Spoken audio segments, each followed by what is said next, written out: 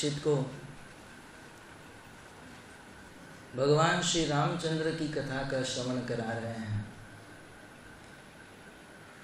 वैसे इस अध्याय के प्रारंभ में ही श्री सुखदेव गोस्वामी कहते हैं कि हे परीक्षित, क्योंकि भगवान श्री रामचंद्र की कथा अनेकों तत्वदर्शियों के द्वारा विचरित हो चुकी है। अनेकों तत्वदर्शियों ने भगवान रामचंद्र की कथा अनेकों बार कही है और आपने भी अनेकों बार भगवान राम के गुणगान को सुने हैं। अतः मैं आपको यह कथा संक्षिप्त में सुनाऊंगा। ये बात सत्य है कि भगवान श्री रामचंद्र के गुणगान प्रत्येक नगर, प्रत्येक गांव में पाए जाते हैं। संतों के द्वारा यह प्रमाणित किया गया है कि राम कथा रामायण लिखने वाले 1, 2 या 3 नहीं, जैसे भागवत लिखने वाले वेद व्यास जी हैं, परंतु रामायण लिखने वाले सैकड़ों भक्त हैं।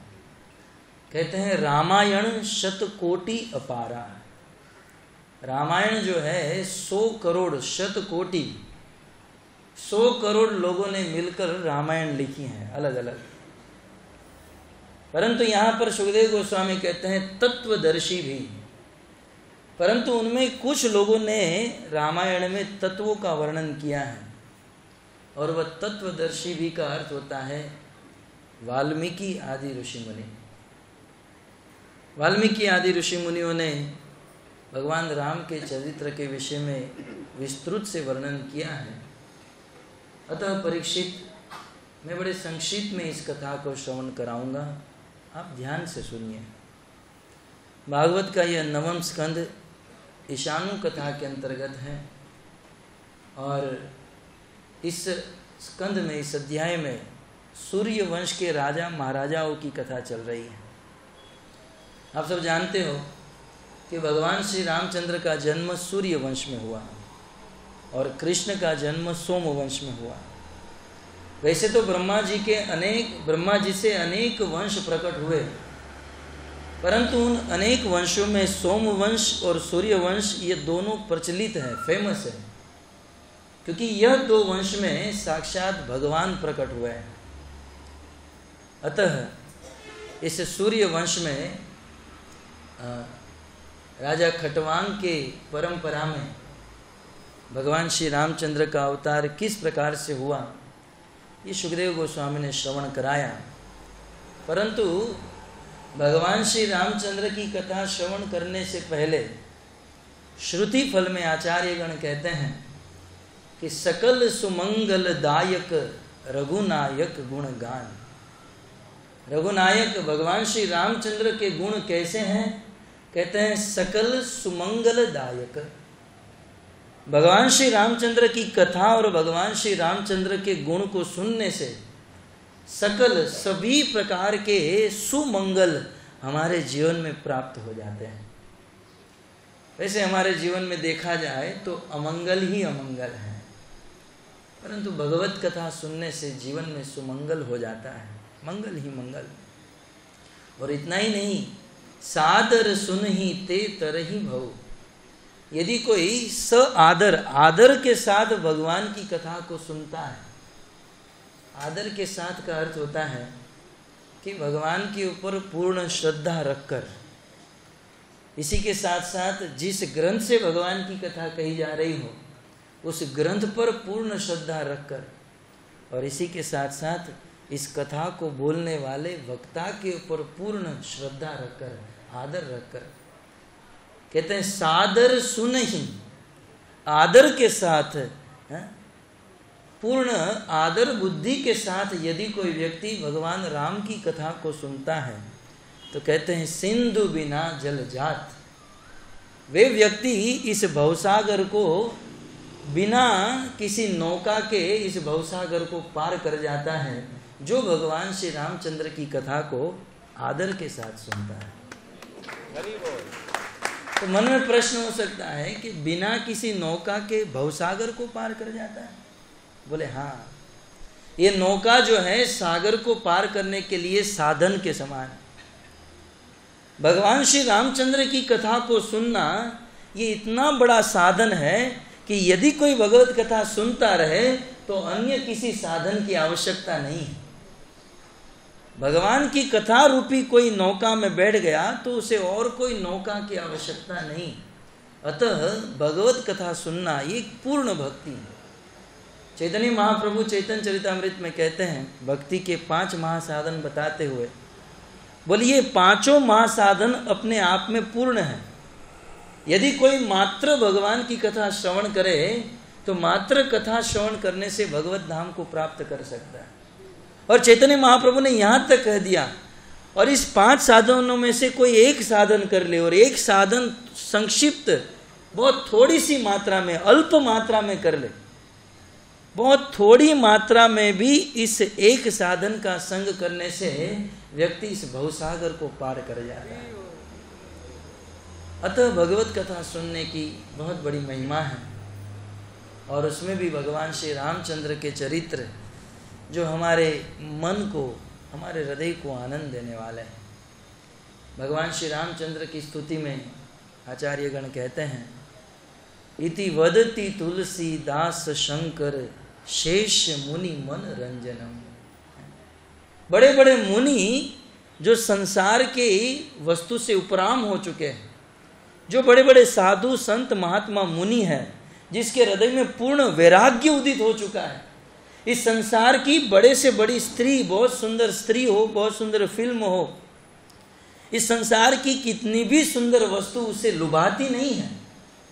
ऐसी ही वस्तु से वैराग्य प्राप्त करके जो वन में चले गए हैं, ऐसे विरक्त वैरागी मुनि भी जब भगवान राम की कथा को सुनते हैं तो लट्टू हो जाते हैं, अपने वैराग्य को भूल जाते हैं। रामायण में भी यह प्रसंग आया है, जब भगवान श्री रामचंद्र लक्ष्मण जी के साथ जनकपुर में गए, विश्वामित्र जब उन्हें लेकर गए थे, और जनक जी ने जब भगवान श्री रामचंद्र का दर्शन किया, तब गोस्वामी जी लिखते हैं, बोले जनक का एक नाम है विदेह। विदेह जो अपने देह से पूर्ण रूप से परे हैं, अर्थात जिसकी देह में अंश मात्र भी बुद्धि नहीं है, लेश मात्र भी जिसकी अपने देह में बुद्धि नहीं, जो नित्य निरंतर आत्मा के स्तर पर स्थित है, ऐसे विदेह राज जनक ने जब भगवान श्री रामचंद्र को देखा तब विदेह से देह में आ गए। पूरे संसार से विरक्त राजा जनक भगवान राम को देखकर आसक्त हो गए, और जनक के मन में यह हो गया कि यह लड़का यदि मेरी पुत्री का वर बन जाए, पति बन जाए, तो मेरा बहुत बड़ा सौभाग्य हो जाए। तो बड़े बड़े मुनि का भी मन भगवान की लीला में रम जाता है, इसलिए तो गाना पड़ा ना, इति वदति तुलसीदास शंकर शेष मुनि मन रंजनम। केवल मुनि ही नहीं, शेष जिसके अनंत मुख हैं, अनंत कर्ण हैं, और अनंत कानों से निरंतर भगवान की कथा सुनते रहते हैं, परंतु जब भगवान राम की कथा को सुनते हैं तो अनंत शेष भी, उनके मन में भी परम आनंद उदित हो जाता है। मन रंजनम, भगवान राम की कथा मन को रंजन कराने वाली। इस संसार में हम लोग मनोरंजन करने के लिए क्या क्या नहीं करते हैं, है ना। टीवी देखते हैं, सिनेमा में जाते हैं, है? और मनोरंजन करने के लिए बहुत पैसे खर्च के भी अपना समय बर्बाद करते हैं, परंतु इस दुनिया का सबसे बड़ा मनोरंजन यदि कोई है तो भगवान श्री रामचंद्र की कथा है। शेष मुनि मन रंजनम। अरे इस संसार का मनोरंजन तो साधारण लोगों को लुभित करता है, परंतु भगवान श्री रामचंद्र का मनोरंजन बड़े बड़े मुनि, शेष, दिनेश, गणेश और महेश को भी लोभित कर देता है। ये है भगवान श्री रामचंद्र का चरित्र, ये है भगवान श्री रामचंद्र की महिमा। तो ऐसे भगवान श्री रामचंद्र की कथा श्री सुखदेव गोस्वामी सुना रहे हैं, परंतु बड़े संक्षिप्त में, बहुत राजधानी एक्सप्रेस चला रहे हैं। 3 अध्याय में तो राम कथा को समाप्त कर दिए। तो आइए सुखदेव गोस्वामी श्री गंगा नदी के तट पर बैठे हैं, परीक्षित महाराज को राम कथा सुना रहे हैं। राम कथा सुनाते हुए संक्षिप्त में सुखदेव गोस्वामी ने कहा किस प्रकार से भगवान श्री राम का जन्म हुआ, जन्म लेकर उनका नामकरण किया गया, गुरुकुल में पढ़ने गए और पढ़कर विद्या प्राप्त करके आए। विश्वामित्र जी अपने यज्ञ की रक्षा करने के लिए भगवान को लेकर चले गए और फिर सीता स्वयंवर हुआ। वापस अयोध्या में आए, सारी अयोध्या परम प्रसन्न है और अयोध्या में रहते रहते देवताओं के द्वारा भेजी गई सरस्वती मंथरा की जिह्वा के ऊपर बैठी, कैकेयी की मति बदली और भगवान राम को वनवास दे दिया। भगवान श्री रामचंद्र वन में गए। वैसे इस संसार की कोई ताकत भगवान को वन में भेज नहीं सकती।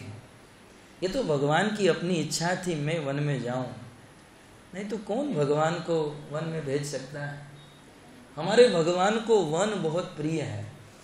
भगवान सिटी में रहना नहीं चाहते हैं, ये तो हम लोग चाहते हैं सिटी में रहेंगे। गांव से मुंबई में आते हैं, मुंबई से अमेरिका जाते हैं, सिटी में रहेंगे। भगवान को सिटी पसंद नहीं, भगवान को वन बहुत पसंद है। इसलिए भगवान का एक नाम ही है वन विहारी, जो वन में विहार करते हैं। सिटी विहारी भगवान का नाम नहीं है, या शहर विहारी, वन विहारी, वनों में विहार करते हैं। आप देखिए भगवान श्री रामचंद्र आए तो तुरंत कैसे भी करके मौका देखकर अपनी माँ कैकेयी की मति को फेर कर वन में चले गए। और वास्तव में आचार्यों के द्वारा हमने सुना है कि भगवान ने कैकेयी को कहा था, कैकेयी आपको ये कार्य करना है। एक दिन की बात, भगवान राम लक्ष्मण इत्यादि बहुत छोटे थे और कौशल्या जी ने कहा कि जाओ कैकेयी जरा ये चारों बालकों को लेकर आओ, उनको भोजन कराना है। देवी कैकेयी चारों बालक खेल रहे थे, राम लक्ष्मण भरत शत्रुघ्न, ये सब को खेलने से निवृत्त करके भोजन कराने के लिए घर पर लेकर आ रही थी। अन्य तीनों भाई दौड़कर घर पर चले गए। भगवान श्री रामचंद्र धीरे धीरे चल रहे हैं और चलते चलते रास्ते पर खड़े रह गए। कैकेयी ने कहा बेटा राम क्यों तुम खड़े रह गए, क्या काम है। तीनों भाई जब चले गए, भगवान राम ने कैकेयी को बुलाया और भगवान ने कैकेयी को प्रणाम किया। बोले माँ मैं जानता हूं तुम अपने पुत्र भरत से ज्यादा प्रेम मुझे करती हो और मैं भी मेरी माँ कौशल्या से ज्यादा प्रेम आपसे करता हूं। अतः माँ मैं आज आपसे एक वस्तु मांगना चाहता हूं, क्या तुम मुझे दोगी। कैकेयी ने कहा राम इस संसार में ऐसी कौन सी वस्तु है जो मैं तुम्हें नहीं दे पाऊंगी, तुम मांगो। और तुम्हें ये प्रणाम करने की, प्रार्थना स्तुति करने की जरूरत नहीं है। तुम जो चाहिए तुम कहो तो मैं मेरा मस्तक काट कर दे दूंगी, तुम मांगो जो चाहिए। तब भगवान श्री रामचंद्र ने कहा माँ मेरा इस संसार में अवतार दुष्टों का विनाश करने के लिए हुआ है, धर्म की स्थापना करने के लिए हुआ है, और यदि मैं इसी अयोध्या में पड़ा रहूंगा तो दुष्टों का विनाश नहीं होगा, धर्म की स्थापना नहीं होगी और साधु संतों को आनंद नहीं मिलेगा। अतः माँ मेरी एक इच्छा है कि मैं अयोध्या से बाहर जंगल में जाऊं, वन में जाऊं, और ये कार्य एकमात्र तुम कर सकती हो। करना क्या है माँ, वह 2 वरदान तुम मेरे पिताजी से मांगो और मुझे वन में भेज दो। उसी समय कैकेयी मूर्छित होकर पृथ्वी पर गिर गई। बोले ये तो मैं जीवन में कभी नहीं कर सकती। भगवान श्री रामचंद्र ने अपनी शपथ खिलाई और बार बार विनंती की, और उस समय भगवान की विनंती करने से देवी कैकेयी ने भगवान श्री रामचंद्र को वन में भेजा। अन्यथा वास्तव में देखा जाए तो देवी कैकेयी जैसी नारी संसार में कोई हो नहीं सकती। रामायण में तो वर्णन नहीं, परंतु संतों के मुख से हमने सुना है। जब भगवान श्री रामचंद्र रावण का वध करके वापस आए तब कैकेयी बड़ी लज्जित हो गई और अपना मुख भगवान को दिखा नहीं पा रही थी। भगवान राम चलकर कैकेयी के पास गए कई रोने लगी, बोले मैंने बहुत गलत काम किया, तुम्हें वन में भेज दिया और इससे तुम्हारे पिता की मृत्यु हो गई। आज के बाद इस संसार में अपनी बेटी का नाम कई कोई रखेगा नहीं। आज तक हमने देखा है लोग अपनी बेटी का नाम क्या क्या रखते हैं, परंतु कई कोई नहीं रखता है। कई और रावण है, ये दो नाम इस संसार में कोई नहीं रखते हैं। तो मेरे से बहुत बड़ा अपराध हो गया, बहुत बड़ा पाप हो गया। तब भगवान श्री रामचंद्र ने कहा, माँ इस संसार में मेरी वास्तविक हितेशु यदि कोई है तो माँ आप हो। और इस संसार में मैंने जो किया, मैं इस अयोध्या से बाहर गया, दुष्टों का विनाश, लाखों असुरों को मैंने मारा, पृथ्वी का भार दूर किया, दुष्टों का विनाश किया, साधु संतों को आनंद दिया और धर्म की स्थापना किया। ये जो कुछ भी किया इसका सारा श्रेय माँ केवल तुमको है, क्योंकि तुम्हारी कृपा से मैं वन में गया और मैंने ये बड़े बड़े पराक्रम किए, एकमात्र तुम्हारी कृपा से। तो इस प्रकार ये सारा श्रेय कई का है और कई की कृपा से भगवान ने ये बड़े बड़े कार्य। तो कहने का तात्पर्य ये है कि भगवान रामचंद्र वन में गए और वन में जाकर भगवान की वास्तविक लीला प्रारंभ हुई। मैं ये कह रहा था कि भगवान राम भी वन में गए, कृष्ण तो जन्म लेकर जन्म के दिन ही मथुरा शहर को छोड़कर वृंदावन में चले गए, तुरंत वन में भाग गए। परीक्षित महाराज ने प्रश्न किया कि भगवान श्री कृष्ण जन्म लेते ही इतने बड़े शहर को छोड़कर चले गए। लोग शहरों में जाना चाहते हैं, ये शहर छोड़कर गांव में। और चैतन्य महाप्रभु भी आए तो 24 वर्ष में संन्यास ले लिया और फिर झारखंड के जंगलों में घूमते रहे। जंगल बहुत प्रिय है, वन बहुत प्रिय है। अतः भगवान को ढूंढना है तो सिटी में मत ढूंढना, इस धूल और धुएं में भगवान खड़े नहीं रहेंगे। भगवान को यदि ढूंढना है तो वृंदावन में जाकर ढूंढना, निश्चित वहां भगवान है। तो इस प्रकार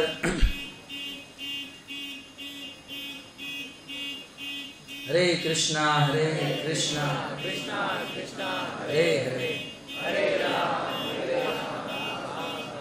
बताइए, ऐसे स्थान पर भक्त भी नहीं रह सकते हैं, भगवान कैसे रहेंगे? सिटी में आकर भगवान भी परेशान हो जाते हैं।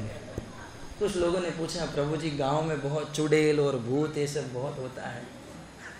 मेरा टेंशन मत लो, शहरों में तो भूत भी आने से डरेगा, क्योंकि शहर के मनुष्य ही भूत जैसे हो गए। आपने कभी सुना शहरों में भूत आया? कभी नहीं, ये सब गाँव में होता है। भूतों को भी शांति चाहिए। तो इस प्रकार अब शहरों की जिंदगी क्या बताएं।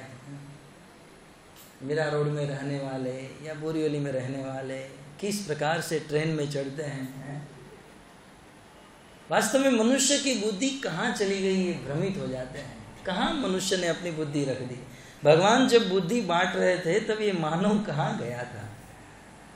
नहीं तो विचार कीजिए कि 9:50 सुबह 9:30 की ट्रेन में मीरा रोड स्टेशन पर खड़े हैं और चर्च गेट जाना है।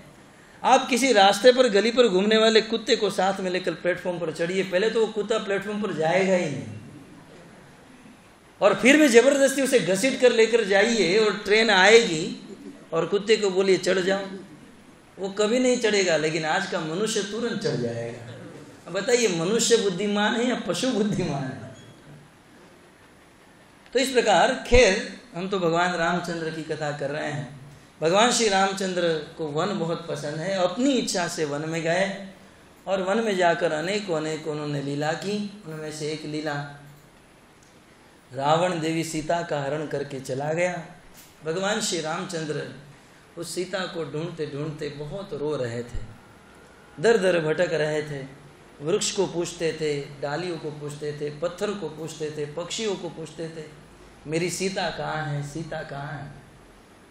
उस समय ढूंढते ढूंढते किष्किंधा में गए। हनुमान जी के साथ मित्रता हुई, सुग्रीव के साथ मित्रता हुई, बाली का वध हुआ। और फिर हनुमान जी के द्वारा यह पता चला कि भगवान श्री रामचंद्र को बताया गया कि जगत जननी माता सीता लंका में है और हमें लंका जाकर सीता को वापस लाना है। भगवान श्री रामचंद्र की सारी सेना सुसज्जित होकर लंका जाने के लिए तैयार हैं। अनेकों वन पर्वतों के मार्ग से होकर भगवान श्री रामचंद्र की सेना समुद्र के तट पर आ गई। और समुद्र के तट पर आकर बहुत बड़ा प्रश्न उठा, अब क्या करें, क्योंकि हम सबको समुद्र को पार करके लंका में जाना है, रावण का वध करना है, लेकिन अब हम कैसे जाएंगे। अनेकों लोग अलग अलग उपाय बताए, परंतु भगवान श्री रामचंद्र ने कहा एक काम करते हैं, समुद्र को प्रसन्न करते हैं। यदि हम समुद्र को प्रसन्न करेंगे तो समुद्र हमें रास्ता दे देंगे, हम लोग चलकर समुद्र के पार उतर जाएंगे। और समुद्र को प्रसन्न करने के लिए मैं यहां पर उपवास करूंगा। तब लक्ष्मण जी बड़े क्रोधित हो गए, बोले प्रभु हम लोग सूर्य वंश के आदमी हैं और सूर्य वंश के राजा कभी उपवास नहीं करते हैं। प्रभु हाथ में धनुष उठाइए, बाण चढ़ाइए, तुरंत रास्ता दे देगा। भगवान राम तो मर्यादा पुरुषोत्तम थे। बोले लक्ष्मण यदि प्रेम से काम बनता है तो ये खून खराबा करने की आवश्यकता है। बड़े शांत थे भगवान श्री रामचंद्र। यद्यपि भगवान को, श्रील प्रभुपाद जी लिखते हैं, यद्यपि भगवान को ये उपवास करने की जरूरत नहीं थी, परंतु नर लीला में थे, एक मर्यादा पुरुषोत्तम व्यक्ति का रोल कर रहे थे, तो मर्यादा में रहकर भगवान श्री रामचंद्र ने उपवास किया और उपवास करना प्रारंभ। अनशन आमरण व्रत ले लिया, न कुछ खाना है न कुछ पीना है। समुद्र के तट पर कुश बिछाकर भगवान श्री रामचंद्र बैठ गए। इनके साथ सब लोग बैठे, लखनलाल खड़े हैं। और धीरे धीरे धीरे धीरे समय बीत रहा है। 12 घंटा, 13 घंटा, 24 घंटा बीता। एक दिन समाप्त हुआ, लेकिन समुद्र टस से मस नहीं हुआ। दूसरा दिन प्रारंभ, दूसरा दिन समाप्त हुआ, फिर भी समुद्र प्रकट नहीं हुआ। भक्तों तीसरा दिन प्रारंभ, तीसरा दिन जब समाप्त हुआ, तब रामायणकार कहते हैं विनयन मागत जलधि जड़ गए 3 दिन बीत। 3 दिन बीत गए आज, और भगवान श्री रामचंद्र विनय कर रहे हैं, प्रणाम कर रहे हैं, स्तुति कर रहे हैं और समुद्र के लिए उपवास कर रहे हैं। लेकिन यह जड़ समुद्र 3 दिन बीतने के बाद भी भगवान को रास्ता नहीं दे रहा है। जब 3 दिन बीत गए और उस समुद्र ने रास्ता नहीं दिया, तो बोले राम सकोप। तब भगवान श्री रामचंद्र क्रोधित हो गए और भय बिनु होई न प्रीति। भगवान श्री रामचंद्र जीवन में प्रथम बार क्रोधित। भक्तों इस पर आचार्यों ने बहुत बहुत टीकाएं लिखी हैं। प्रश्न ये हो सकता है कि भगवान श्री रामचंद्र 3 दिन तक ही उपवास क्यों किए?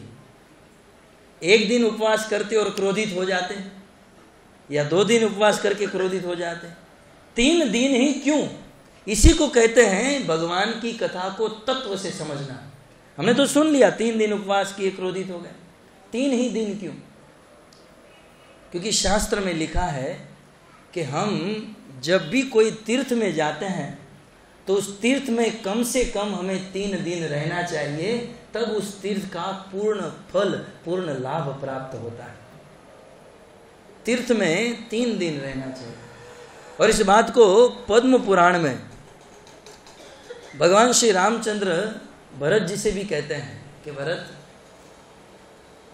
हम जब वहां पर गए थे समुद्र के तट पर, तब हम लोग 3 दिन तक समुद्र पर तट पर बैठकर उपवास किए, यह मानकर कि हमारे 3 दिन तक उपवास करने से समुद्र प्रसन्न हो जाएगा और मुझे अपना पुत्र मानकर रास्ता दे देगा। तो इस प्रकार अनेकों पुराणों से, प्रमाण से यह ज्ञात होता है कि किसी भी तीर्थ में 3 दिन रहना चाहिए। तो प्रश्न होता है ये थोड़ी ना कोई तीर्थ था, समुद्र कोई तीर्थ है? बोले हाँ, इस संसार में सबसे बड़ा तीर्थ यदि कोई है तो वो है समुद्र। कारण यह है, इस संसार में जितनी भी पवित्र नदी पवित्र तीर्थों से होकर चलती है, ये सभी पवित्र नदियां आखिर समुद्र में जाकर मिलती हैं। चाहे गंगा हो, यमुना हो, सरस्वती, गोदावरी, कावेरी, अलकनंदा, गोमती, जो भी नदी है, ये सभी नदी समुद्र में मिलती हैं। अतः समुद्र सभी पवित्र नदियों का अगाध जल है। समुद्र में यदि हम स्नान करते हैं तो सभी नदियों में स्नान करने का फल प्राप्त हो जाता है। और यह बात चैतन्य महाप्रभु ने साबित किया जब हरिदास ठाकुर को उन्होंने समुद्र में स्नान कराया। उस समय चैतन्य महाप्रभु ने ऐलान किया कि आज से यह समुद्र इस दुनिया का सबसे बड़ा तीर्थ है, क्योंकि इस समुद्र में मेरे हरिदास ने स्नान किया है। धन्य है हरिदास ठाकुर, जिस हरिदास ठाकुर को भगवान ने मेरा कहा है। इस संसार में लाखों लोग कृष्ण को, भगवान को अपना मानते हैं, कृष्ण मेरे हैं मेरे हैं, परंतु भगवान अपना किसे मानते हैं? तब चैतन्य महाप्रभु, वो दिव्य लीला, जब हरिदास ठाकुर ने अपना प्राण त्यागा, तब चैतन्य महाप्रभु स्वयं हरिदास ठाकुर की अंत्येष्टि क्रिया किए और जगन्नाथपुरी की उस गलियों में अपनी झोली को फैलाकर भीख मांगे, आज मेरे हरिदास के लिए आप दान दीजिए, मेरे हरिदास के लिए दान दीजिए। जिस हरिदास ठाकुर को चैतन्य महाप्रभु ने अपने हाथों में उठाया, उठाकर नृत्य कीर्तन किया और अंत्येष्टि क्रिया की, धन्य है वह हरिदास ठाकुर। आज भी यदि कोई भक्त भगवान की भक्ति करता है तो भगवान उसे अपना मान लेते हैं। और उसमें भी गीता के अनुसार यदि कोई व्यक्ति भगवान की भक्ति करने के साथ साथ भगवान की भक्ति का प्रचार करता है तो भगवान मान लेते ये मेरा आदमी है, ये अपना है। और जब भगवान ने हमें अपना मान लिया तो दुनिया की क्या परवाह है? विचार कीजिए, यदि दुनिया के सब लोग हमें अपना मान ले तो क्या दे सकते हैं? हम लोग रात दिन लोगों की सेवा करते हैं, इसको बुरा न लगे इसकी सेवा करो, उसे बुरा न लगे उसे अच्छा वचन कहो, इसको बुरा न लगे, रात दिन लोगों को अच्छा लगाने के लिए उनकी सेवा करते हैं। कृपण दुर्जन, दुर्जनों की सेवा करते हैं यह मान करके उसे बुरा न लागे और वो लोग मुझे अपना समझे। लेकिन हम कितनी भी सेवा करें तो वो लोग हमें अपना समझने वाले नहीं हैं। और यदि संसार के लोग हमें अपना मान भी ले, क्या दे सकते हैं? क्या दे सकते हैं? अरे बड़े बड़े देवता भी वैकुंठ नहीं दे सकते हैं, तो संसार के साधारण लोग हमें क्या दे सकते हैं? कुछ नहीं। पूरी दुनिया यदि हमें अपनी मान ले, कुछ नहीं मिल सकता है। लेकिन दुनिया को छोड़कर एक कृष्ण यदि हमें अपना मान ले तो दुनिया का सब कुछ हमें प्राप्त होगा। अतः इस संसार में हम कुछ भी कार्य करें, कर्म करें तो कृष्ण के लिए करें, भगवान के लिए करें। इस संसार में जो व्यक्ति भगवान के लिए कार्य करता है, भगवान के लिए कर्म करता है, भगवान उसे अपना मान लेते हैं। और भगवान ने जिसको अपना मान लिया, दुनिया को उसे अपनाना ही पड़ेगा, निश्चित उसे अपनाना पड़ेगा। तो समुद्र के तट पर भगवान 3 दिन तक इसलिए बैठे क्योंकि समुद्र एक तीर्थ स्थान है। तो कहते विनय न मांगत जल्दी जड़। तो प्रश्न ये होता है कि समुद्र 3 दिन तक भगवान को दर्शन क्यों नहीं दिया? मैं आपको एक छोटी सी कथा का स्मरण कराऊं। जब इसके पहले हनुमान जी महाराज समुद्र को लांघ कर लंका जा रहे थे तो समुद्र ने देखा कि भगवान श्री रामचंद्र के भक्त हनुमान जी महाराज इतना अच्छा कार्य करने के लिए चले हैं और छलांग लगाए हैं, बेचारे थक गए होंगे। अतः हनुमान जी महाराज को विश्राम देने के लिए समुद्र ने मैनाक पर्वत को भेजा। विचार कीजिए, समुद्र ने यह सोचकर कि ये हनुमान जी राम के भक्त हैं, अतः मैं उनकी सेवा करूं, तो हनुमान की सेवा करने के लिए मैनाक पर्वत को समुद्र ने भेजा। तो जिस भगवान के भक्त की सेवा करने के लिए समुद्र तैयार है, वो साक्षात भगवान आए हैं, 3 दिन तक उपवास किए हैं, फिर भी समुद्र प्रकट नहीं हुआ। आखिर कारण क्या? बात समझ में आ रही है ना? जिसके भक्त की सेवा समुद्र ने कर दी, तो साक्षात भगवान की सेवा क्यों नहीं की? इसके पीछे कारण, इसके पीछे कारण नंबर 1 ये था कि समुद्र की इच्छा थी कि समुद्र के उत्तर तट पे रहने वाले कुछ असुर, कुछ मनुष्य आसुरी वृत्ति को प्राप्त कर चुके थे और वे समुद्र में स्नान करके दूषित कर रहे थे, इस संसार में उत्पात मचा रहे थे। तो समुद्र ने देखा कि जब तक भगवान राम को क्रोध नहीं आएगा तब तक समुद्र के उत्तर तट पर रहने वाले इस दुष्टों का विनाश नहीं होगा। अतः समुद्र ने राह देखा कि जब भगवान राम को क्रोध आएगा तब मैं प्रकट होऊंगा, क्योंकि भगवान क्रोधित होंगे और क्रोधित होकर अपने धनुष पर बाण चढ़ाएंगे, और जब भगवान धनुष पर बाण चढ़ाएंगे मैं प्रकट हो जाऊंगा और भगवान की जो भी इच्छा होगी मैं पूर्ण कर दूंगा। फिर प्रश्न उठेगा कि भगवान का एक नियम है, एक पत्नी एक वचन एक बाण, एक बार धनुष पर बाण चढ़ा दिया तो फिर वो वापस नहीं जा सकता। तब प्रश्न उठेगा कि वह बाण कहाँ पर छोड़े, तब मैं कह दूंगा कि उत्तर दिशा में वे असुर मुझे बहुत परेशान कर रहे हैं, आप उस बाण को वहां पर छोड़ दीजिए। तो ये है मर्म कथा। समुद्र की इच्छा थी कि वे उत्तर तट में रहने वाले लोग, लेकिन फिर भी संतों ने बहुत मंथन किया कि समुद्र की यदि इच्छा थी कि वहां उत्तर तट में रहने वालों का वध हो, तो भगवान श्री रामचंद्र तट पर आए तभी समुद्र प्रकट हो गया होता और प्रेम से कहा होता, प्रभु आप रास्ता ले लीजिए परंतु उसको मार दीजिए, तो भगवान तुरंत उसको मार देते। परंतु समुद्र ने कोई दूसरा उपाय अपनाया, इसलिए समुद्र को जड़ कहा गया। बुद्धि तो चलाई लेकिन थोड़ी कम बुद्धि चली, इसलिए समुद्र को रामायणकार जड़ कहते हैं। और इसके अगले श्लोक में, पिछले श्लोक में भी समुद्र अपने आप को जड़ कहता है। तो खैर 3 दिन तक उपवास किया और भगवान श्री रामचंद्र को क्रोध आया। तो वास्तव में भगवान श्री रामचंद्र को क्रोध आ नहीं सकता है। श्री विजय ध्वज अपनी टीका में लिखते हैं कि नित्य पूर्ण सुख ज्ञान स्वरूपो असो यतो विभु। जो भगवान पूर्ण है, नित्य सुख में विचरण करते हैं, ततोस्य राम इति आख्या। और जो अपने सुख से जगत को सुख देते हैं, कहते हैं जो आनंद सिंधु सुख राशि। रामायणकार कहते हैं कि भगवान श्री रामचंद्र आनंद के समुद्र हैं और उस आनंद के समुद्र की एक बूंद, एक सिकर इस दुनिया में आई है जिससे हम लोग कभी कभी सुखी होते हैं। तो ऐसे आनंद सुख के सागर जो अपने आनंद से जगत को आनंदित करते हैं, इसलिए उनका नाम हुआ है राम। जो साक्षात सुखी है, जो परम पूर्ण है, ऐसे भगवान को कभी क्रोध आ नहीं सकता है। परंतु समुद्र को पाठ पढ़ाने के लिए, समुद्र को ज्ञात कराने के लिए भगवान श्री रामचंद्र को क्रोध आया। भगवान श्री रामचंद्र को क्रोध आया और क्रोध में भगवान श्री रामचंद्र बोल दिए, लक्ष्मण बाण चराचरियानु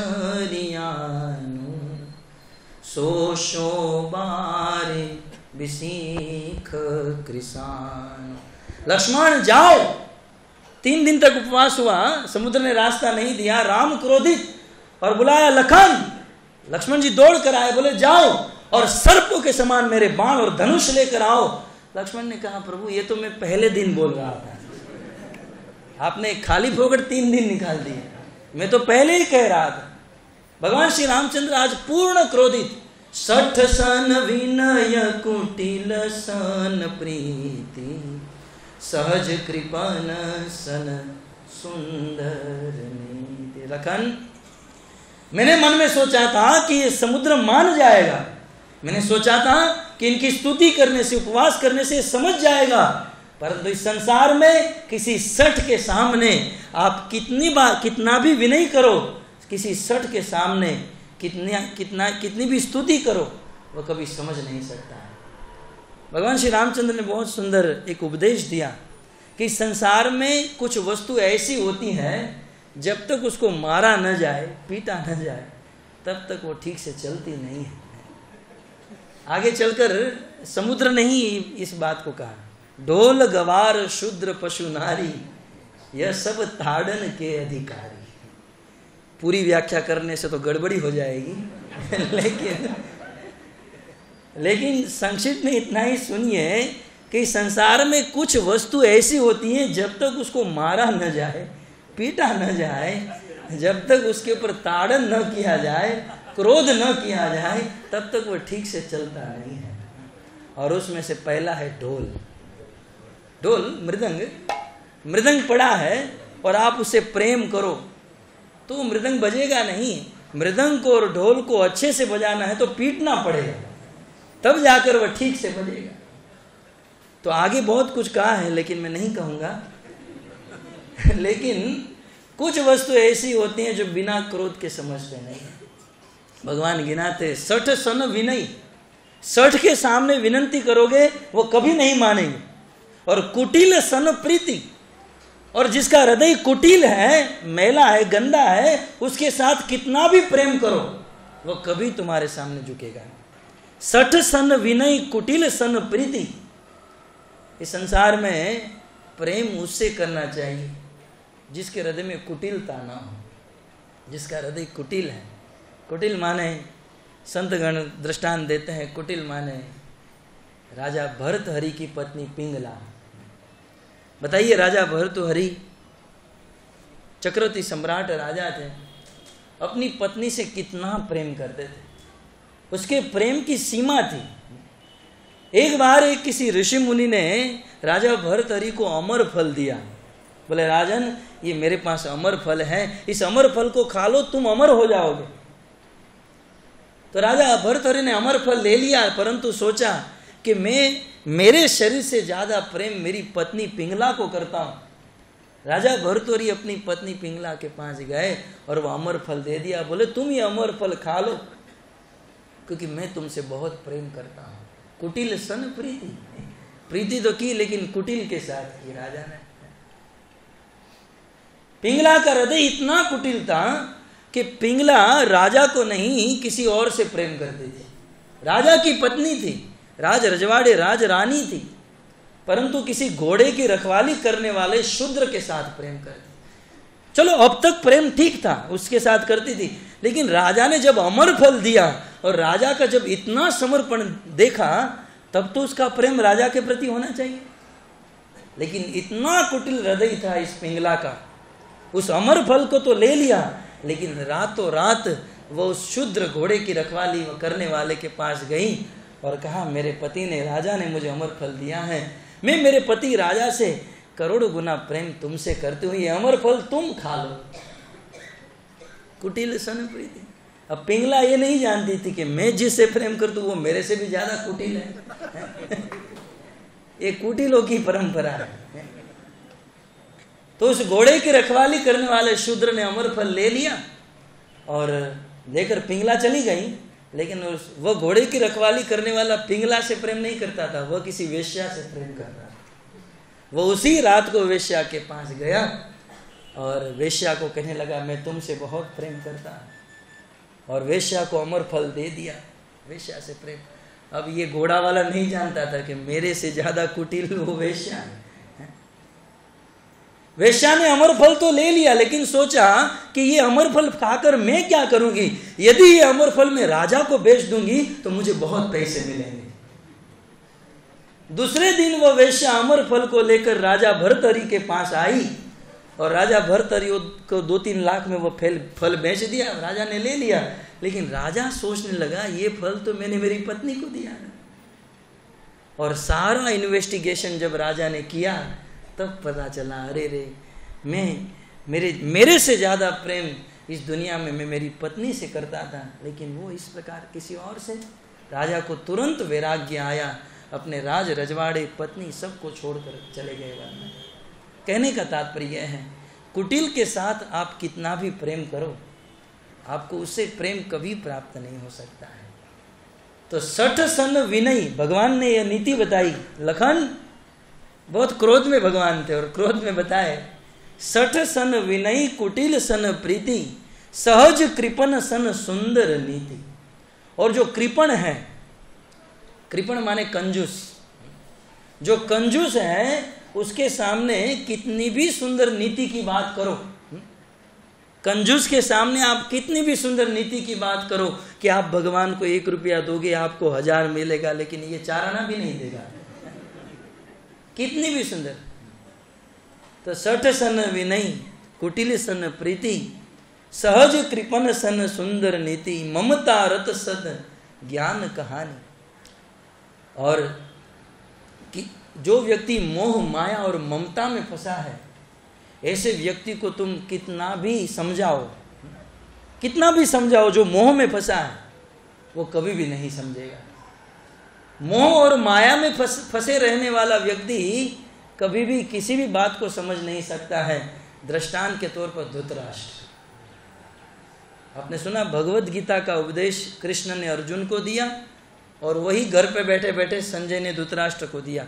ये गीता का उपदेश दो लोगों ने सुना, अर्जुन ने और धृतराष्ट्र, लेकिन दोनों के जीवन का परिवर्तन देखिए।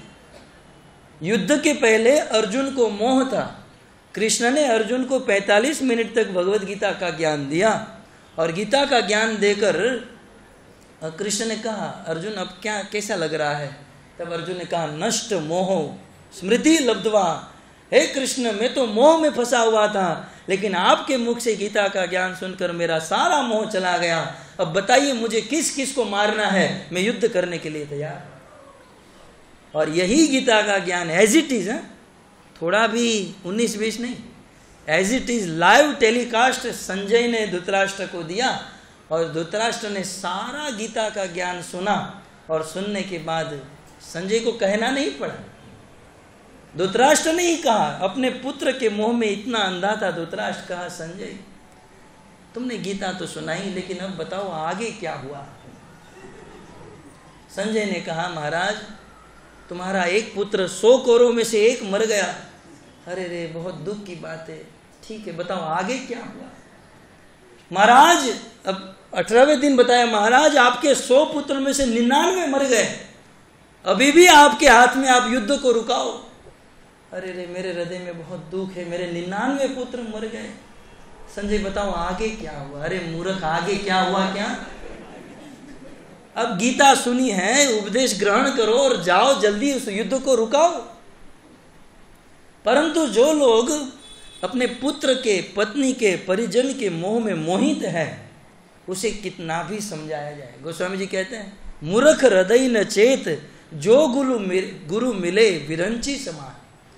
ऐसे मूर्ख को समझाने के लिए साक्षात ब्रह्मा जी भी आ जाए, वो समझ नहीं सकते हैं। तो ममता रत सन, जो ममता में रत है उनके सामने सन माने किसी भी शम की बात नहीं की जा सकती, वो समझेगा नहीं। और ज्ञान कहानी अति लोभी सन बिरति बखानी, और लोभी के सामने कितनी भी बड़ी वैराग्य की बात करो, उसको कभी वैराग्य चढ़ नहीं सकता। लोभी के सामने वैराग्य की बात नहीं। क्रोधी सम काम ही हरि कथा, और क्रोधी के सामने आप कितनी भी शांति की बात करो, वो क्रोधी व्यक्ति कभी समझ नहीं सकता है। और कामी व्यक्ति के सामने आप कितनी भी हरि कथा सुनाओ, उसके हृदय में कोई परिवर्तन नहीं हो सकता है।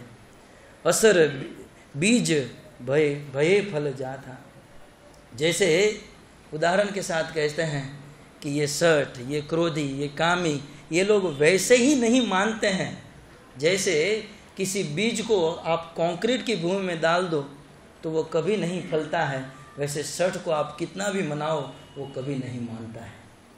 ये समुद्र सठ है। अस कही रघुपति चाप चढ़ावा, इतना कह के भगवान श्री रामचंद्र ने अपना सारंग हाथ में ले लिया और चाप चढ़ा दी।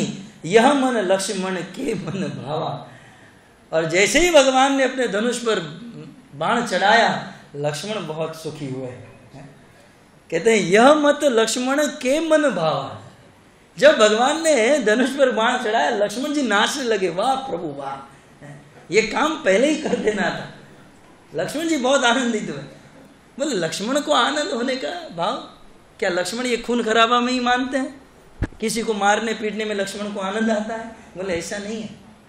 लक्ष्मण जी कभी भी अपने बड़े भाई राम का अपमान सहन नहीं कर सकते हैं, फिर चाहे रामलीला हो या कृष्ण लीला हो, चाहे बलदेव हो या लक्ष्मण हो, वे कभी भी अपने प्रभु के अपमान को सहन नहीं कर सकते। भगवान श्री रामचंद्र ने 3 दिन तक उपवास किया और फिर भी समुद्र ने दर्शन नहीं दिया। ये भगवान राम का बहुत बड़ा अपमान था। और लक्ष्मण को था कि यदि प्रभु आज्ञा दे तो मैं मार डालूं इसे, लेकिन बड़े भाई की आज्ञा नहीं थी। परंतु बड़े भाई ने ही अपने हाथ में धनुष बाण उठा लिया तो लक्ष्मण के हृदय में बहुत सुख हुआ। संधानेऊ प्रभु बिसखी कराला, उठी उदधि उर अंतर ज्वाला। भगवान श्री रामचंद्र ने जैसे ही अपनी चाप को खींचा, तुरंत समुद्र खोलने लगा, समुद्र गर्म हो गया। जैसे इस ठंडी की ऋतु में हमारे घर पर माता जी या भजिया पकाने के लिए तेल गर्म करती है, तेल जब गर्म होता है तब खोलने लगता है, वैसे समुद्र खोलने लगा दग्ध हो गया और समुद्र में रहने वाले समस्त जीव, मगर, नाग और सब लोग दग्ध हो गए। और उस समय सभी जीव समुद्र के शरण में आए और उस समय समुद्र देवता कनक तार भरी मणि गण नाना, उस समय समुद्र देवता विप्र रूप ब्राह्मण का रूप लेकर अपने हाथ में सोने की थाली लेकर और समुद्र के समस्त रत्न और समस्त हीरे मोती जवेरात को लेकर भगवान के शरण में आकर दंडवत प्रणाम कर रहे हैं। इतना तो हम लोगों ने बहुत बार सुना है, लेकिन इसके पीछे तात्पर्य देखिए कि समुद्र देवता अपने निज स्वरूप में नहीं आए, विप्र रूप धरी समुद्र ब्राह्मण का रूप लेकर आए, क्योंकि समुद्र देवता ने सोचा कि भगवान फिलहाल वर्तमान में बहुत क्रोधित है और इस क्रोधित भगवान के सामने जाऊंगा तो अपने बाण से मुझे धड़ से मस्तक अलग कर देंगे, परंतु ब्राह्मण का रूप लेकर जाऊंगा। तो समुद्र देवता को वो श्लोक याद था, नमो ब्रह्मण्य देवाय गो ब्राह्मण हिताय जगद्धिताय कृष्णाय गोविंदाय। नमो ब्रह्मण्य देवाय गो ब्राह्मण हिताय च। भगवान श्री रामचंद्र कुछ भी करेंगे, कितने भी क्रोधित हो जाएंगे, परंतु ब्राह्मणों के ऊपर कभी हाथ नहीं उठाएंगे। नमो ब्राह्मण्य देवाय। और भागवत में भी आया है, गो विप्र सुर साधु नाम। भगवान तो ब्राह्मणों की रक्षा करने के लिए तो अवतार धारण करते हैं, अतः अपनी रक्षा कराने के लिए समुद्र ब्राह्मण का रूप लेकर आया। तो इसमें बहुत सारे सिद्धांत हैं, जैसे भगवान ब्राह्मणों का आदर करते हैं तो हमें भी भगवान का आदर करते हुए ब्राह्मणों का आदर करना चाहिए। तो इस प्रकार ब्राह्मण का विप्र रूप धरी और हाथ में कनक थाल भरी, एक सोने की थाली और उसमें बहुत सुंदर हीरे जवेरात लेकर आए। भक्तों, समुद्र देवता ने बहुत सुंदर सिद्धांत स्थापित किया, इस जगत में हम कभी भी भगवान के दरबार में जाए, हम कभी भी भगवान के मंदिर में जाए तो खाली हाथ नहीं जाना चाहिए। अपने हाथ में हीरे जवेरात लेकर न जाओ तो कोई बात नहीं, परंतु कम से कम फल और फूल तो लेकर जाओ, जिससे भगवान हमारे इस कार्य को देखकर प्रसन्न हो जाए। भगवान चाहते हैं, मांगते हैं, पत्रम पुष्पम फलम तोयम यो में भक्त्या प्रयच्छति। आप दीजिए, मुझे पत्र दीजिए, पुष्प दीजिए, फूल दीजिए। ये हमारा सिद्धांत होना चाहिए हमारे जीवन का। शास्त्र में लिखा है, रिक्त हस्तो न गच्छेत, खाली हाथ कभी भी नहीं जाना चाहिए। 3 जगह पर रिक्त हस्तो न गच्छेत, खाली हाथ नहीं जाना चाहिए। कहाँ? राजानम देवताम गुरु, राजा के वहां, भगवान के वहां और गुरु के वहां कभी भी हमें खाली हाथ नहीं जाना चाहिए। हमारी योग्यता के अनुसार, हमारी जो भी योग्यता है तो वह लेकर हमें इनके पास जाना चाहिए। ये शास्त्र का सिद्धांत है, ये आदर है, ये प्रतिष्ठा है। समुद्र देवता आए और आकर भगवान श्री रामचंद्र के चरणों में दंडवत प्रणाम कर दिए। और उस समय मानसरोवर में काकभूषणी जी ने ऐलान किया, काटे ही पद कदरी फरई कोटि जतन को सिंच। हे गरुड़ जी, ध्यान से सुनिए, इस संसार में 60 व्यक्ति को कितना भी मनाओ, परंतु जब तक उसे पाठ नहीं पढ़ाओगे, उस पर क्रोध नहीं करोगे, वो वैसे ही नहीं मानेगा जैसे केले के वृक्ष में कितना भी सिंचन करो। अब जो इसने केले का वृक्ष देखा है, अनुभव किया है, उसे ज्ञात होगा। आप केले के वृक्ष में कितना भी पानी डालो, परंतु जब तक उसकी डाली को काटोगे नहीं, तब तक केला फलीभूत नहीं होता है, फलता नहीं। वैसे ही जब तक सठ को मारोगे नहीं, तब तक उसमें बुद्धि नहीं आती है। समुद्र देवता आए, भगवान के चरणों में प्रणाम किए। इसके पूर्व के श्लोक में भगवान को स्तुति किए, नत्वाम वयम जड़ धियो नु विदाम भूमन। हे भूमन, हे प्रभु, इस संसार में मेरे जैसे जड़ जीव आपको जान नहीं सकते हैं, क्योंकि आप कुटस्थ मादि पुरुषम जगताम अधीशम, आप कुटस्थ हो, आप निर्विकार हो। बहुत बहुत सुंदर व्याख्याएं हैं, परंतु हमें तो इस श्लोक पर आना है। निर्विकार हो, आपको कभी, विकार का अर्थ होता है क्रोध। और समुद्र देवता ने इसके पिछले श्लोक में 14वें श्लोक में कहा कि हे प्रभु, आप कुटस्थ निर्विकार, आपको कभी क्रोध हो नहीं सकता है। और देखा जाए तो भगवान श्री रामचंद्र ने अपने जीवन में सबसे ज्यादा क्रोध समुद्र के ऊपर किया। तो कहने का तात्पर्य यह है कि जिस प्रकार हम लोग क्रोध करते हैं वैसे भगवान का क्रोध नहीं। हम जब क्रोध करते हैं तो क्रोध में आविष्ट होकर क्रोध करते हैं, और भगवान जब क्रोध करते हैं तो क्रोध को अपने वश में करके फिर क्रोध करते हैं। तो कुटस्थ महादि पुरुषम, और यद सत्वत, हे प्रभु आपके सत्व गुण से देवता प्रकट होते हैं, आपके रजोगुण से मनुष्य प्रकट होते हैं, और आपके तमोगुण से असुर प्रकट होते हैं। इस प्रकार स्तुति करने के बाद आज के श्लोक में समुद्र देवता भगवान श्री रामचंद्र से प्रार्थना विनंती करते हैं। ध्यान से श्लोक के सामने देखिए। कामम प्रयाहि जहि विश्वसो व मोहम। सर्वप्रथम कहते हैं कामम। कामम का अर्थ होता है, हे प्रभु आप प्रसन्नता पूर्वक, आप निश्चिंत रहे, आपकी जो इच्छा है वो पूर्ण होगी, आपको जो करना है वो करो। और प्रयाहि, प्रयाहि माने आप जाओ। कामम प्रयाहि, आपकी जो इच्छा है वह करो और आप यहाँ से जा सकते हो। हम कहते हैं ना प्राण प्रयाण समय, प्रयाण माने चले जाना, तो यहाँ पर प्रयाही का अर्थ है जाना। भगवान श्री रामचंद्र समुद्र के पास आए हैं और समुद्र कह रहे हैं कामम प्रयाही, हे प्रभु आप जाओ और जो करना है करो। तो मन में प्रश्न उठ सकता है कि संसार में सब लोग भगवान को बुलाते हैं, है ना, सब लोग कि हे प्रभु आप आइए, दर्शन दीजिए, दर्शन दीजिए। वृत्रासुर तो प्रार्थना करते हैं, अजात जन्मा अजात पक्षा, जैसे एक पक्षी आपकी राह देखता है वैसे हम आपकी राह देख रहे हैं। इस संसार में सब लोग भगवान को बुलाना चाहते हैं, देखना चाहते हैं, अपने पास रखना चाहते हैं। ये समुद्र भगवान को भेज क्यों रहा है? आप जाओ, निकलो अब यहाँ से, ऐसा क्यों कह रहा है? भक्तों, इसके पीछे बहुत बड़ा राज है। राज ये है, तत्व की बात यह है कि समुद्र ने देखा कि भगवान श्री रामचंद्र दुखी हैं और दुख का कारण अपनी पत्नी का विरह, और भगवान श्री रामचंद्र को वास्तविक सुख तब होगा जब उनको अपनी पत्नी मिलेगी। तो समुद्र ने देखा कि मुझे भगवान को सुखी करने के लिए तुरंत यहां से भेजना चाहिए। तो देखिए, यह है समुद्र की शुद्ध भक्ति का भाव। एक शुद्ध भक्त अपना स्वार्थ नहीं देखता है। हम लोग हमारा स्वार्थ देखते हैं, भगवान को कुछ भी हो लेकिन वो हमारे सामने आने चाहिए।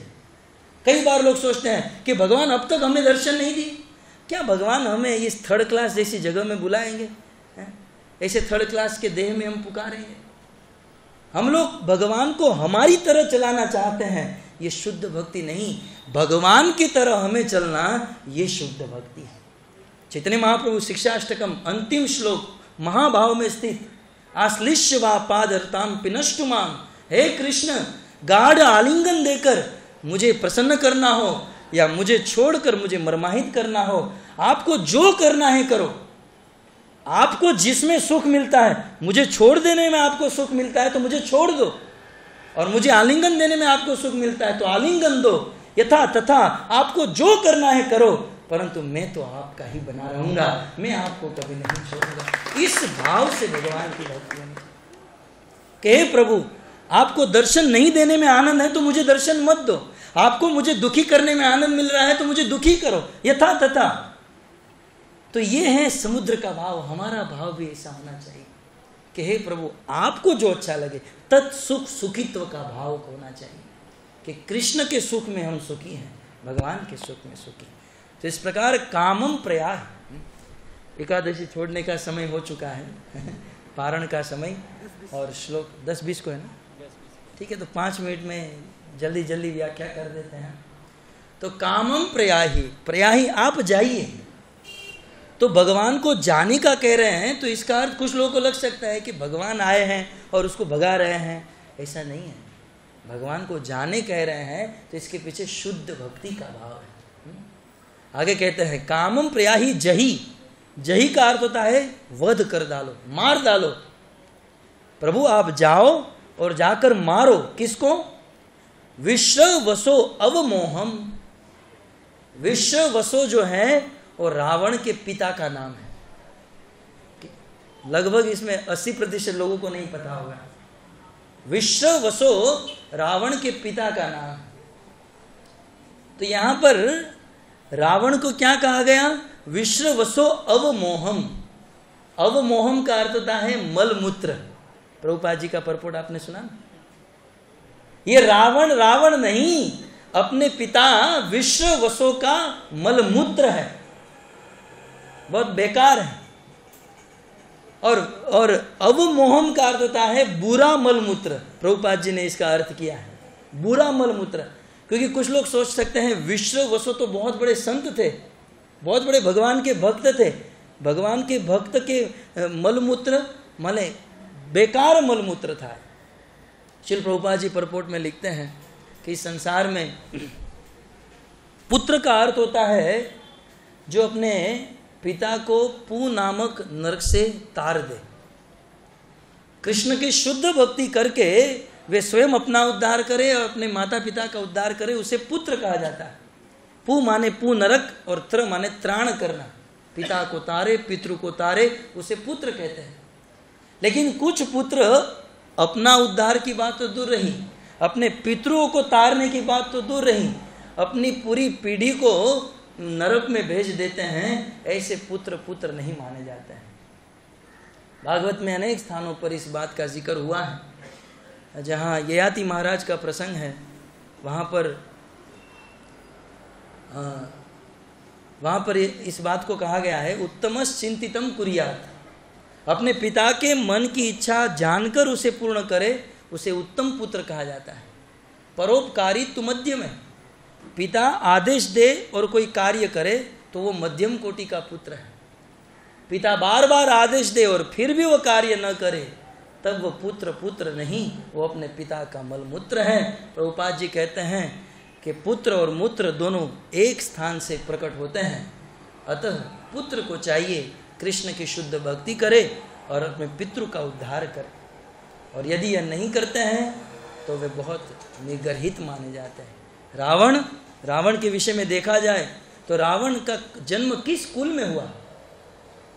ब्रह्मा जी के पुत्र हुए पुलत्स्य, और पुलत्स्य के पुत्र हुए विश्रशवा, और विश्रशवा के पुत्र हुए रावण।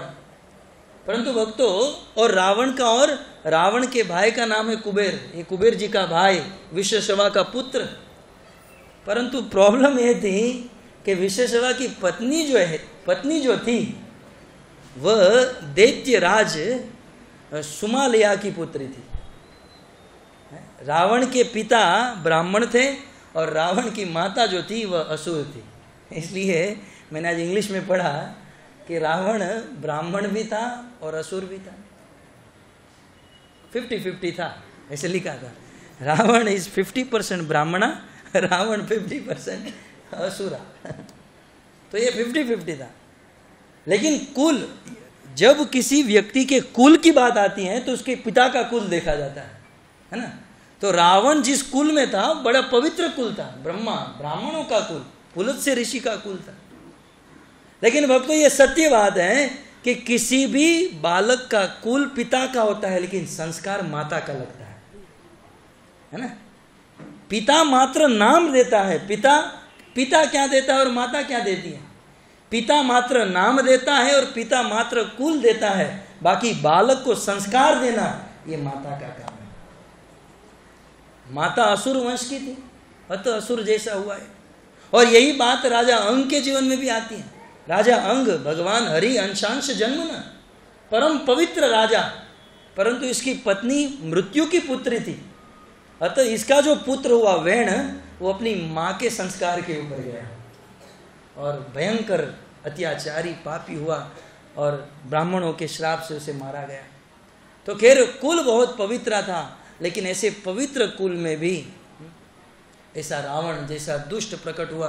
रावण के विषय में दूसरी लाइन में कहते हैं, त्रैलोक्य रावणम आत्म ही वीर पत्नी। त्रैलोक्य तीनों लोगों को रावण रावयति, रोदती, क्रुदयति। श्रीपाद श्रीधर स्वामी कहते हैं कि रावण का अर्थ होता है रावयति और रावयति का अर्थ होता है रोदयति। रावण का अर्थ होता है रुलाना। कहते हैं त्रिलोक्य तीनों लोगों को अपने प्रचंड अत्याचार से जो रुलाता था उसे रावण कहा जाता है। रावण का अर्थ होता है अपने अत्याचार से रुलाना। अब रावण के विषय में तो रामायण में विस्तार से कहा गया है। चलत दशानन डोलती अवनी, ब्रह्मा और शिव जी से जब वरदान प्राप्त किया, पूरे संसार के नियम को बदल दिया, अपने सभी अनुचरों को बुलाया, आदेश दिया, साधुओं की साधना बंद करा दो, ध्यानियों का ध्यान बंद करा दो, तपस्वियों की तपस्या बंद कराओ, यतियों का यज्ञ बंद कराओ, और जाओ जो असुर है उन सबको अच्छी अच्छी फैसिलिटी प्रदान करो, और जो साधु धर्मात्मा है उसका वध करो, गायों को काटो, मारो, अत्याचार करो, विनाश कर दो, और इस पृथ्वी पर खून की नदियां बहा दो। रावण का एक ही काम था, और वो था इस संसार में अच्छी अच्छी स्त्रियों को अपने घर पर अपहरण ला कर रखना, अपहरण करके रखना, एक ही काम। और इसके पीछे इसका कारण था अभिमान। रावण कभी न मरता, परंतु रावण के जीवन में उनको गर्व बहुत था, और अभिमान के कारण अनेकों स्त्रियों को अपने पास ला कर रखा। तो त्रैलोक के रावण आपरूही वीर पत्नी, हे वीर, भगवान श्री रामचंद्र को वीर कह रहे हैं कि हे वीर। वीर का अर्थ होता है सब कुछ करने में समर्थ। आप चाहो तो मुझे मार सकते हो, समुद्र देवता कह रहे हैं, आप चाहो तो इस समुद्र के ऊपर चलकर जा सकते हो, आप सब कुछ कर सकते हो, लेकिन हे वीर, आप अपनी पत्नी को, रावण को मारकर वापस लाओ। लेकिन किस प्रकार, ये मेरी विनंती है। तीसरी लाइन में कहते हैं, बंधी निह सेतुम इह। इह यहां पर समुद्र के ऊपर बंदी बांधो, क्या? सेतु। बंदी बांधो सेतु इह, इस समुद्र के ऊपर, इस समुद्र के ऊपर सेतु बांधो। भगवान ने कहा क्यों सेतु बांधो? तब कहते हैं, यशशो वितत्य, प्रभु आप इस समुद्र के ऊपर सेतु बांधोगे तो आपका यश तीनों लोकों में फैल जाएगा, आप अपने यश का विस्तार करो, यशशो वितत्य। तब वो समुद्र देवता कहते हैं, गायंती दिग विजयिनो। भगवान कहते हैं मेरा यश तो सब लोग गा ही रहे हैं, मुझे करने की क्या जरूरत।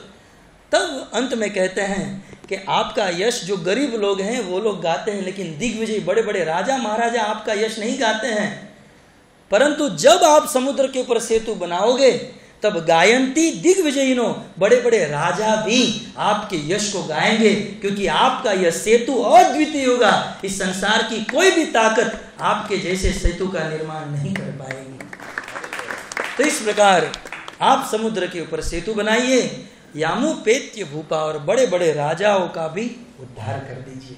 हरे कृष्णा कृष्णा कृष्णा हरे हरे, हरे राम राम राम हरे। तो इसके बाद ये कथा है किस प्रकार से सेतु बना और किस प्रकार से सेतु पार किए, हम फिर कभी सुनेंगे।